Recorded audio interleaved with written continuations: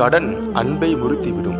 ஆம், நிச்சயமாக யார் எப்பொழுது பார்த்தாலும் கடன் வாங்கி பழகிவிட்டாரோ அவருக்கு அந்த கடன் வாங்கும் குணம் என்பது ஒரு அசட்டைத்தனத்தை ஏற்படுத்திவிடும். ஸல்லல்லாஹு அலைஹி வஸல்லம் அவர்கள் சொன்னார்கள், யாரேனும் ஒரு நபர் கடன் வாங்கி அந்த கடனை அடைக்க வேண்டும் என்ற நியத்தில் வாங்கினால் அல்லாஹ் அவருக்கு பகரமாக அந்த கடனை அடைக்கின்றான்.